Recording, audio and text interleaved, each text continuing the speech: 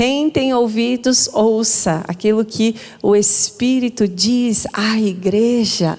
Então eu tenho certeza que Deus vai falar ao seu coração nessa noite. Fala para essa mulher que está do seu lado, se prepara.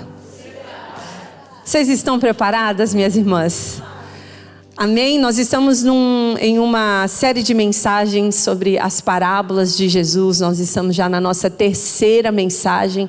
Eu não sei se você tem acompanhado desde o início, mas eu te encorajo a ouvir as ministrações que já tivemos aqui, onde Jesus ele começa a explicar, a falar em parábolas, porque a intenção era que aqueles que estivessem interessados naquilo que ele tinha para dizer, e não somente interessado, mas disposto a colocar em prática, é para esses que ele queria revelar os segredos do reino de Deus. E eu creio que nós temos aqui mulheres interessadas ao Senhor, amém? Interessadas, e se você tiver com os ouvidos abertos, eu tenho certeza que o Espírito Santo vai falar algo ao seu coração. Essa palavra hoje tocou muito forte ao meu coração, é algo que o Espírito Santo já vem falando ao meu coração há alguns anos, mas eu gostaria de compartilhar com vocês nessa noite. Nós vamos falar da segunda parábola que Jesus conta ali em Mateus 13, então se você puder abrir a sua Bíblia comigo nesse momento, em Mateus capítulo 13, nós vamos ler a partir do versículo 24, amém? Se você não tiver a sua Bíblia aí, quiser acompanhar no telão, as meninas já colocaram aqui, Mateus capítulo 13, a partir do versículo 24. E aqui Jesus ele vai contar a parábola do joio e do trigo. Amém? Estão prontas? Vamos à leitura da palavra do Senhor? E diz assim a palavra de Deus. Esta foi outra parábola que Jesus contou. O reino dos céus é como um agricultor que semeou boas sementes em seu campo. E enquanto os servos dormiam, seu inimigo veio, semeou joio no meio do trigo e foi embora. Quando a plantação começou a crescer, o joio também cresceu. Os servos do agricultor vieram e disseram: o campo em que o Senhor semeou as boas sementes está cheio de joio. De onde ele veio? Um inimigo fez isso, respondeu o agricultor. Devemos então arrancar o joio? Perguntaram os servos. Não, respondeu ele. Repita comigo, não. Se tirarem o joio, pode acontecer que arranquem também o trigo. Deixem os dois crescerem juntos até a colheita. Então direi aos ceifeiros que separem o joio, amarrem-no em feixes e queimem-no, e depois guardem o trigo no celeiro. E aí pulando para o versículo 36, onde ele dá a explicação dessa parábola. Ele continua dizendo: em seguida, deixando as multidões do lado de fora, Jesus entrou em casa, mais uma vez, só para aqueles que estavam interessados, né? E seus discípulos lhe pediram: por favor, Senhor, explique-nos a história do joio no campo. E aí Jesus respondeu: o filho do homem é o agricultor que planta as boas sementes. O campo é o mundo, e as boas sementes são o povo do reino. O joio são as pessoas que pertencem ao maligno, e o inimigo que plantou o joio no meio do trigo é o diabo. A colheita é o fim dos tempos, e os que fazem a colheita são os anjos. Da mesma forma que o joio é separado e queimado no fogo, assim será no fim dos tempos. O Filho do Homem enviará seus anjos e eles removerão do reino tudo que produz pecado e todos que praticam o mal, e os lançarão numa fornalha ardente, onde haverá choro e ranger de dentes. Então os justos brilharão como o sol no reino de seu Pai. Quem é capaz de ouvir, ouça com atenção. Enquanto eu lia e meditava nessa palavra, minhas irmãs, a frase que o Espírito Santo martelava no meu coração era a seguinte: não arranquem o joio. E eu fiquei pensando naquilo, não arranquem o joio. Essa foi a frase que não saía da minha cabeça. E quando a gente olha para essa parábola, aparentemente temos essa impressão que Jesus, ele quer nos alertar sobre o joio. Para a gente ficar esperto aí com o joio, que tem joio plantado no meio do trigo. E dá essa impressão, olha, tomem cuidado com os lobos na pele de ovelha. E obviamente isso é um assunto importante e pertinente para nós, que existe dentro da igreja, existe dentro do corpo de Cristo, joio misturado com trigo, e que nós de jeito nenhum devemos ser negligentes com esse ensinamento. Amém, minhas irmãs? Sim, devemos tomar cuidado com os lobos em pele de ovelha. Fala para a irmã aí, toma cuidado. Talvez essa fosse a ênfase de Jesus, mas ali no Sermão do Monte, lá no capítulo 7 de Mateus, quando ele fala no versículo 15 e 16, tomem cuidado com os lobos em pele de ovelhas. Vocês os conhecerão pelos frutos. Mas no Sermão do Monte, ele nos chama a atenção, sim, para o lobo e não para a ovelha. A diferença aqui é que na parábola do trigo e do joio, Jesus ele está focando no trigo e não no joio. E eu quero que você reflita comigo sobre isso um pouco. Ele diz ali em Mateus 7, vocês vão tentar, Mateus 7 não, Mateus 13, vocês vão tentar identificar o joio e tentar arrancar, e aí se você fizer isso, você vai acabar arrancando o quê? Os trigos também. Então, não arranquem o joio. Foi isso que Jesus deixou muito claro para os seus discípulos. A instrução é não arrancar o joio, porque nesse processo o trigo poderia ser destruído. Então, para mim ficou muito claro, minhas irmãs, que a ênfase de Jesus nessa parábola é o cuidado que devemos ter com o trigo e não alerta contra o joio. Vocês estão entendendo o que eu estou dizendo? Cuidado com o trigo. E isso faz me lembrar que Deus, ele tarda em punir os pecadores, porque ele está esperando os seus filhos chegarem ao arrependimento.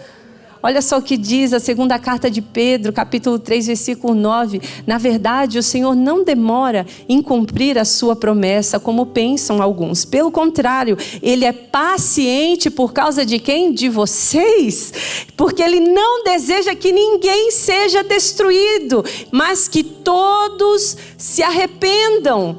Não arranquem o joio, porque eu amo o trigo. E eu não quero que o trigo seja danificado na tentativa de destruir o joio. E isso, minhas irmãs, me leva a uma história aqui na palavra de Deus de um homem que representa cada uma de nós, que explica de uma forma tão linda e maravilhosa a graça e a misericórdia e o amor de Deus para com seus filhos, que ele está ensinando aqui nessa parábola, que a princípio pode parecer dura, porque você termina a parábola falando que o joio vai ser amarrado e lançado no inferno, mas essa não é uma parábola de julgamento, é uma parábola de misericórdia, de amor e de cuidado com aqueles que Deus escolheu e os chamou. Então a parábola, ela fala que o agricultor disse: deixem os dois crescerem juntos até a colheita.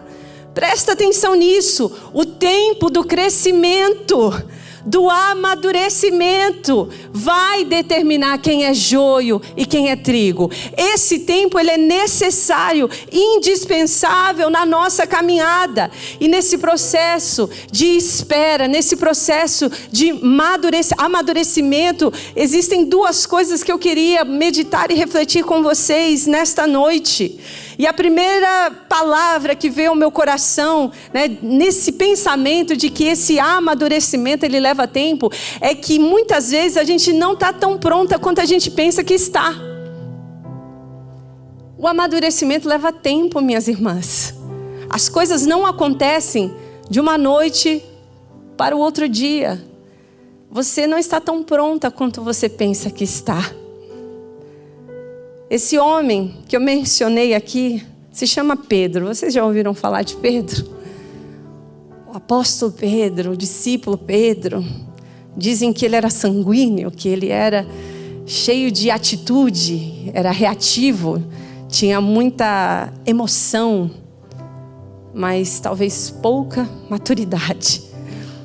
E eu quero começar lendo uma passagem lá em Lucas, capítulo 22, versículo 31, a partir do versículo 31, onde Jesus ele está exortando Pedro, logo depois da ceia. Imagine essa cena, eles estavam ceando, a última ceia com Jesus, estavam cantando e louvando ao Senhor ali, e aí terminou aquele culto maravilhoso, direcionado pelo próprio Cristo. Já pensou participar de um culto, onde o próprio Cristo é aquele que está dando a palavra, é aquele que está puxando o louvor, e estava um ambiente de bênção, e adivinha o que os discípulos estavam fazendo logo depois do culto? Alguém sabe? Discutindo quem iria ser o maior entre eles. Enfim, né? A gente às vezes sai do culto, não chega nem passar da porta, já está xingando o irmão, já está fazendo um monte de coisa. Mas não é sobre isso que eu quero falar hoje, não. Mas esse é o contexto aqui de Pedro. E aí, Jesus ele chega para Pedro e diz assim: Simão, Simão, Satanás pediu para peneirar cada um de vocês como trigo. Contudo, eu supliquei em oração por você, Simão, para que a sua fé não vacile. Portanto, quando tiver se arrependido e voltado para mim, fortaleça os seus irmãos. Gente, Jesus estava falando para Pedro assim, a gente está falando de um discípulo que tinha acabado de ceiar ali, os 12, os mais íntimos, que estava caminhando com ele já há 3 anos. Ele virou para Pedro e disse: quando você se converter, Pedro,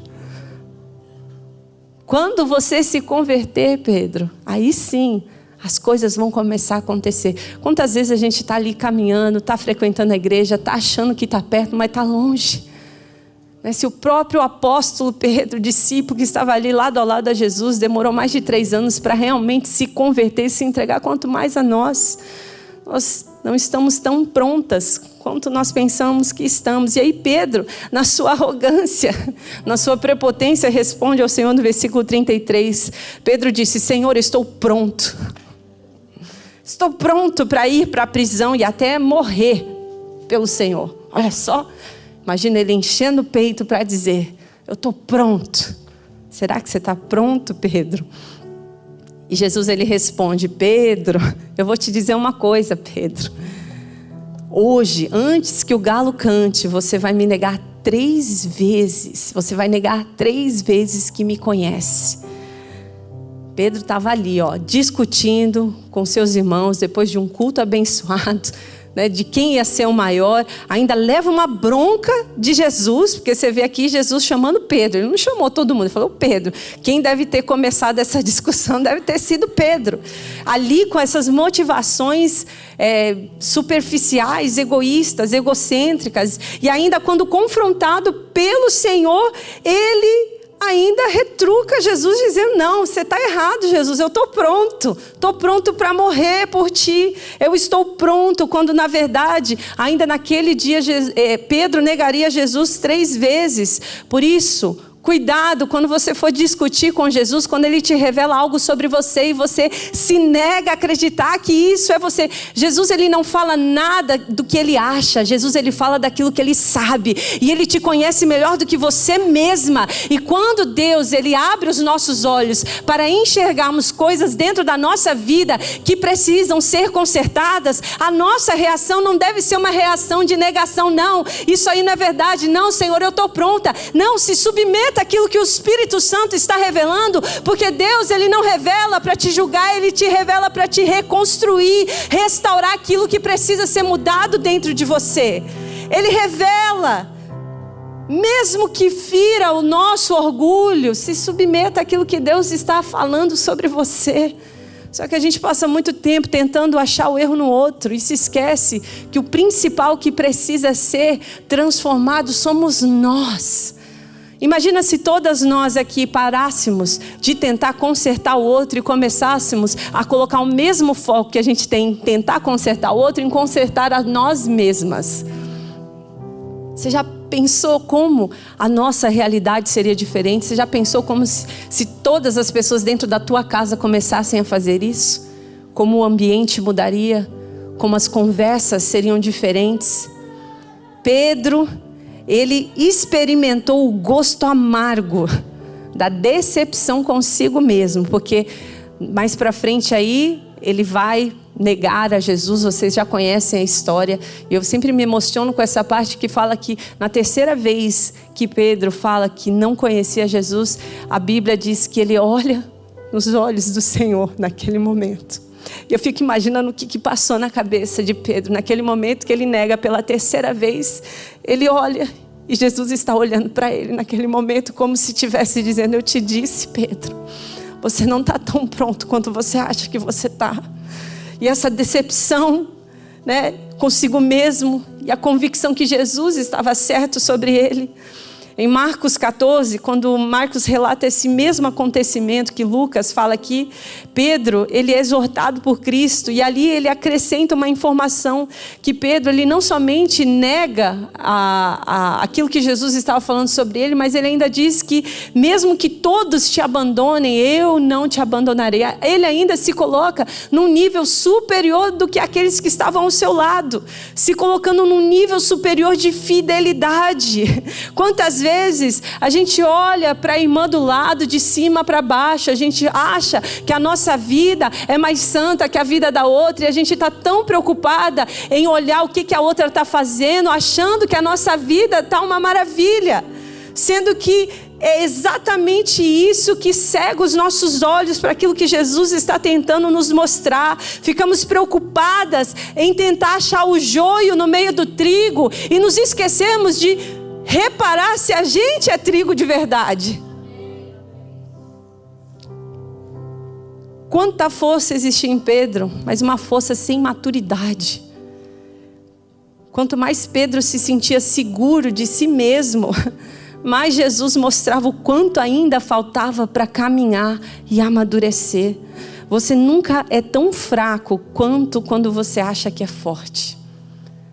Eu estou bem, eu estou forte. Você nunca esteve tão fraco quando você coloca a sua confiança na força do teu próprio braço. Nós percebemos o quanto nós estamos fracas quando a gente não consegue se posicionar diante de uma situação difícil, diante de uma provação. Porque ser forte no culto é fácil, ser forte aqui levantando as mãos e cantando um hino é fácil. Eu quero ver ali fora, quando as circunstâncias fogem do controle das suas mãos, quando o improvável acontece, como que são as nossas reações diante dos improvisos da vida. E aí a gente se torna impaciente, na primeira dificuldade a gente quer desistir, a gente quer parar de lutar, a gente quer parar de acreditar. E aquele Pedro corajoso que cortou a orelha do guarda agora se transforma num covarde que não tem coragem para admitir que era um seguidor de Cristo. Aquele mesmo homem que se colocou acima dos seus irmãos, dizendo que seria fiel a Jesus até a morte. Pedro era como eu e você. Um homem como todos os outros. Não havia nada de especial em Pedro para que o fizesse digno de um chamado para o qual ele foi chamado. Porque a história de Pedro não acaba aqui, a gente sabe, a gente conhece a história de Pedro. Mas o importante para mim, para você entender nessa noite é que para todo grande chamado existe um grande processo de amadurecimento. Para todo grande chamado existe um longo processo de amadurecimento. E muitas vezes, se não for todas as vezes, esse processo dói. Esse processo machuca, ele arranca lágrimas dos nossos olhos. E muitas vezes a gente não quer passar pelo processo, pois nos obriga a enxergar a nossa dependência dele. Nesse processo, minhas irmãs, o nosso ego precisa ser destruído, precisa ser esmagado. Esse processo de amadurecimento, ele é necessário para que você alcance o lugar que Deus ele tem para você. A verdade, minhas irmãs, é que o joio, ele cresce rápido porque ele é vazio. Você parou para prestar atenção que o trigo ele é semeado antes, depois à noite vem o joio e é plantado e eles crescem juntos, porque quem é vazio cresce rápido, e da mesma forma que cresce, é destruído. O trigo ele demora para crescer porque é pesado, minhas irmãs, porque carrega uma semente dentro dele. Não se impressione com o tempo do processo. Está demorando demais, Carla, porque é algo muito grande que Deus está fazendo em você e através de você. Aquilo que nós carregamos, aquilo que o trigo carrega, precisa de tempo para amadurecer. Não basta amar Jesus, nós precisamos nos submeter a esse processo de amadurecimento. Eu vejo que muitas pessoas, elas são apaixonadas por Jesus, mas elas não estão dispostas a se submeter a esse processo de amadurecimento. Não basta aceitar Jesus, você precisa estar disposta a crescer espiritualmente. Não basta achar que está tudo bom, você precisa estar preparada para essa realidade, que ainda existe um longo caminho para se caminhar. Ainda tem muita estrada pela frente, minhas irmãs. Nós não estamos tão prontas quanto nós achamos que estamos. Nós precisamos encarar essa jornada que o Senhor nos permite viver com humildade, com um coração dependente, sabendo que o crescimento, ele não vai acontecer de um dia para o outro. E para que a gente possa viver o total potencial que Ele tem para nós, vai levar tempo, vai demorar, não vai acontecer do nada e vai custar sim a minha perseverança, a tua perseverança e muita, mas muita humildade durante esse processo. Se a gente quiser fazer as coisas com pressa, não vai sair do jeito que Deus planejou. Portanto, descanse no Senhor, descanse no processo pelo qual Ele está te levando. Pare de dizer para Ele que está demorando demais, porque você não sabe o que Ele está preparando para você viver. Então para de achar que o tempo de Deus está atrasado. O Senhor, Ele não se adianta e Ele também não se atrasa. O Senhor está acima do nosso tempo cronológico, e na hora que as coisas têm que acontecer, na hora que o milagre vai chegar, Ele vai chegar no tempo que Ele determinou. Portanto, se submeta ao processo, porque o processo te leva ao amadurecimento. Foi dito aqui nesse altar, Tiago disse que seja motivo de grande alegria quando você passar o processo de amadurecimento, porque é aí que o Senhor vai te colocar exatamente onde Ele quer que você esteja. Muita perseverança. Eu me lembro que eu me graduei do seminário há mais de 15 anos atrás. E eu me lembro que eu saí do seminário achando que eu ia pregar pelo mundo. E eu saí de lá com essa expectativa. Não, agora o ministério vai acontecer. Enfim, tantas coisas passavam pela minha mente naquela época. E eu me lembro de uma noite que nós tivemos lá no CFNAI. Lari está indo para o CFNAI. Vamos aplaudir ao Senhor pela vida da nossa missionária. Lari, eu oro para que você tenha experiências sobrenaturais naquele lugar. Para que Deus derrame sobre a sua vida um tempo novo, um ciclo novo de preenchimento espiritual. O Senhor vai derramar dons sobre você que você nem imaginava que você tinha. Eu tenho certeza que será um tempo que será inesquecível para você e para o seu chamado, amém? No CFNAI eu saí de lá e eu lembro que nós tínhamos um culto toda terça-feira à noite. Era o Tuesday Experience, e teve um desses cultos que o Espírito Santo ele começou a se mover, e o culto acabou, mas a gente continuou lá, a gente continuou orando. Eu lembro que um grupo de estudantes foi para cima do altar, e a gente ali ajoelhado começamos a orar. Eu me lembro que uma moça, uma colega, ela veio orar sobre mim naquele momento, e ela começou a profetizar sobre a minha vida. Enquanto eu preparava essa mensagem, o Espírito Santo me trouxe à memória esse momento, e ela falava assim para mim: eu vejo você ministrando para uma multidão de mulheres. E naquele momento eu escutei aquilo, eu não tinha nem noção. Eu achava que eu ia ser missionária na África, era isso que era o meu desejo. Não tinha nenhuma perspectiva de estar ministrando para mulheres, de estar envolvida com o ministério de mulheres. E ela falou aquilo. E, enfim, eu mal sabia dos longos processos. que Deus me levaria, eu achei que eu sairia de lá e tudo iria acontecer, né? As coisas começariam a acontecer, mas estou aqui há quase 15 anos depois. Eu não sei se essa visão que ela profetizou já aconteceu ou não aconteceu, mas a palavra foi liberada sobre a minha vida há mais de 15 anos atrás, e faz pouco tempo que eu comecei a realmente ministrar para mulheres. O que eu estou querendo dizer? Que o processo é longo. O processo é longo, a gente precisa ter perseverança, mas vai valer a pena, porque aquilo que Deus fez na minha vida nesses 15 anos, eu jamais poderia alcançar em uma aula de um seminário, mas é vida com Deus, é experiência, são as dificuldades que vão nos moldando, vão nos aprimorando, vão nos fortalecendo. Eu sei que pode parecer que Deus está demorando na sua vida, minha irmã, para cumprir aquilo que Ele disse que iria cumprir. Mas eu estou aqui para te dizer, confie no processo. Confie no processo.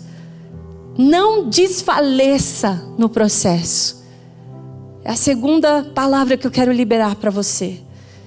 Mesmo a gente sabendo que a gente não está tão pronta quanto a gente acha que está.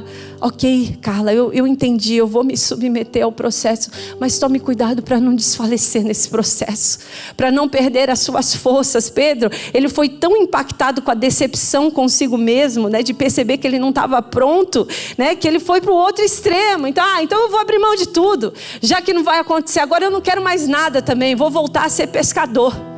Ali Pedro, ele se deparou sim com a realidade de quem ele era.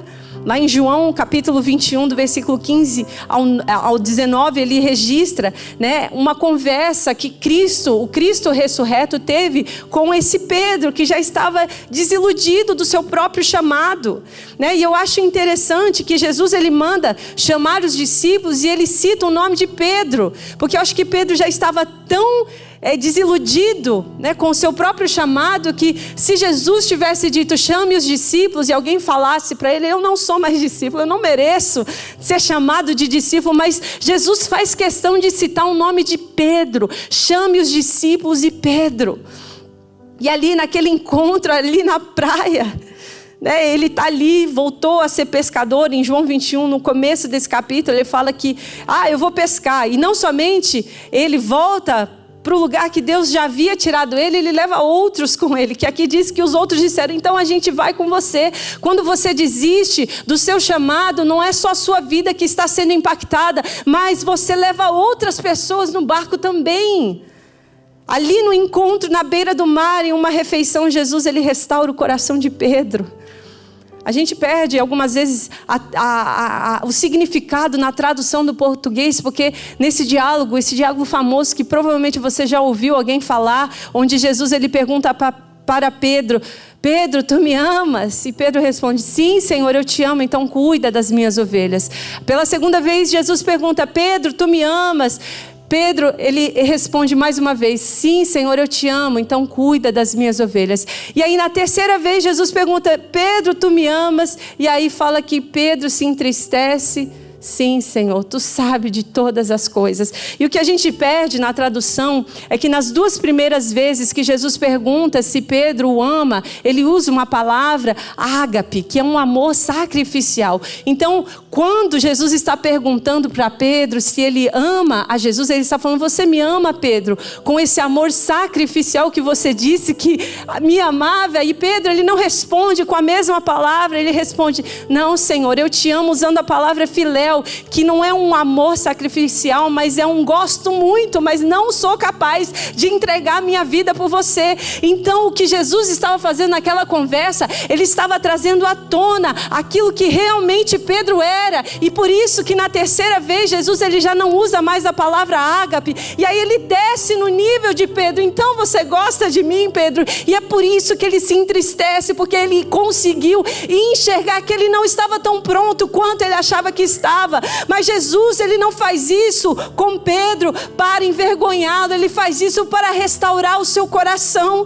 E eu acredito, por experiência própria, que a pior decepção que eu e você podemos passar nessa vida é a decepção conosco, consigo mesmo. A decepção é uma fraqueza que nos dá, uma fraqueza emocional tão grande de olhar para a nossa vida e perceber que nós não éramos nada daquilo que a gente achava que era, que tudo aquilo foi uma mentira, que nossa vida é uma vergonha, e essa vergonha começa a te consumir, roubando as suas forças, e aí a gente começa a falar: eu não sirvo para isso, eu não sirvo para esse chamado, olha como eu sou fraca, olha como eu não pude superar as expectativas que Deus tinha para mim. E aí a gente não quer mais tentar e falhar, a gente não quer mais lutar e perder, e a gente simplesmente desiste. Eu não quero mais isso, tá demais para mim, eu não mereço. E a decepção de Pedro foi tão avassaladora que ele decide voltar para o lugar que Jesus o havia tirado.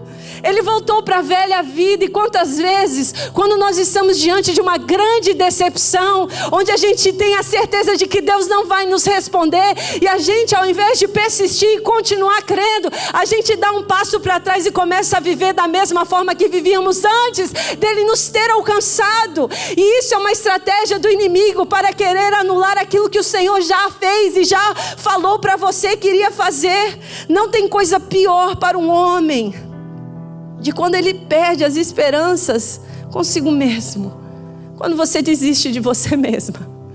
Acho que o fundo do poço para nós é quando a gente desiste de nós mesmos. Eu quero te dizer, você pode até desistir de você, mas Ele não desiste de você.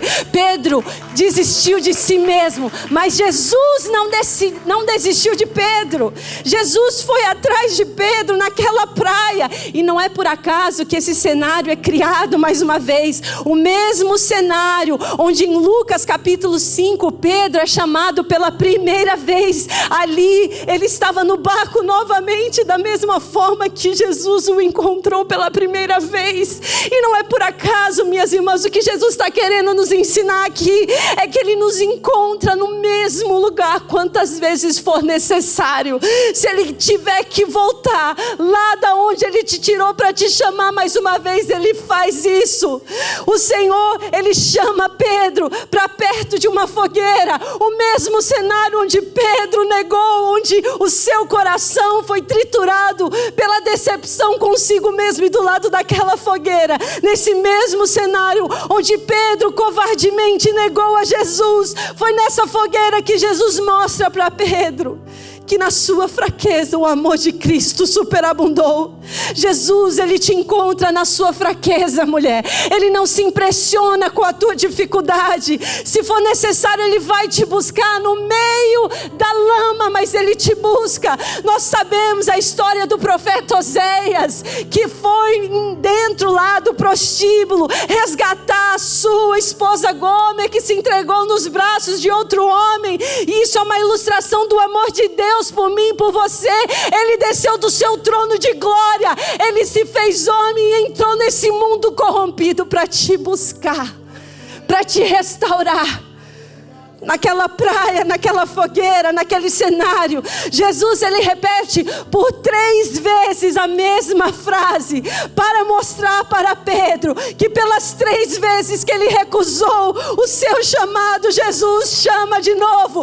Cuida das minhas ovelhas, Pedro. Cuida das minhas ovelhas, Pedro. Cuida das minhas ovelhas. Jesus, Ele vai te chamar, mulher, quantas vezes for necessário. Jesus, Ele vai te encontrar no lugar da tua fraqueza. Jesus, Ele não desistiu de você.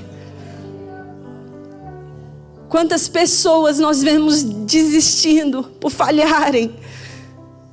Pessoas que se afastam do Senhor por se sentirem culpadas e fracassadas pelos tombos dessa vida. Quantas pessoas que depositam todas as suas fichas em sonhos que elas achavam que era de Deus e não deu certo, e simplesmente abandonam a sua fé. Mas o amadurecimento, ele vem acompanhado de erros, mulheres. Não adianta a gente imaginar uma vida sem erro. Você vai errar. E os seus erros vão te construir naquilo que Ele quer fazer na sua vida. O processo é dolorido, mas é necessário, portanto, não deposite a sua força, a sua confiança na sua força. A fraqueza, ela é um estágio passageiro. Quando estou fraco, é algo passageiro. Eu sou forte. É sobre quem você é nele. É na nossa fraqueza que a força do Senhor se aperfeiçoa. Não desista daquilo que Deus te chamou para fazer. Não desista de caminhar com Ele. Não desista por causa dos seus erros. Não desista porque você foi fraca. Não desista porque você não acreditou. Não desista porque você se iludiu. Não desista porque está difícil. Não desista de crescer. Vale a pena crescer. Jesus vale a pena. Jesus vale a pena e Ele não desiste. Ele não desiste de mim. Ele não desiste de você. E eu termino dizendo que Pedro não era joio, Pedro era um trigo novo. Nós temos um intercessor. Quando a gente fala de peneirar o trigo, quando Satanás pede a Jesus para peneirar Pedro como trigo, significa que ele estava falando de um processo de separar o grão da sua casca. E quando isso é feito antes do trigo amadurecer, acaba destruindo a semente. O trigo não pode ser peneirado se ele não estiver maduro. Isso nos faz pensar que a extração do joio no meio ali do trigo, que não está maduro ainda, iria causar a destruição de ambos. Vocês estão entendendo? Vamos conectar as coisas aqui. Por isso, é preciso deixar crescer. Devemos arrancar o joio, Senhor? Não. Não arranquem o joio. Porque se a gente pensar em tentar arrancar o joio, o trigo que não está maduro vai ser destruído no processo. É preciso deixar crescer. E é por isso que Jesus, Ele permite sentar à sua mesa Pedro e Judas.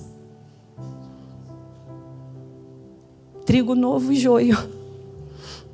Se Ele fosse tirar o joio, Judas que o traiu, Ele teria que também tirar Pedro, que o negou. Mas Pedro não estava maduro ainda. E foi exatamente essa a estratégia de Satanás. Peneira todo mundo, para destruir todos. Mas Jesus disse não. Não. Eu intercedi por você, Pedro. Porque Satanás queria te peneirar antes do tempo para que você fosse destruído. Mas ainda tem trigo novo no meio desse joio. E ali ele suplica e intercede pela vida de Pedro para que ele não desfalecesse. Porque quando viesse um amadurecimento, quando ele se convertesse de verdade, ele sim seria levantado para fortalecer uma multidão. Pedro foi o homem que na primeira pregação ali em Atos, mais de 3.000 homens aceitaram a Jesus. Jesus sabia que Pedro não era joio, mas que Pedro ele só não estava maduro. O trigo novo ele não precisa de acusação, ele precisa de oração.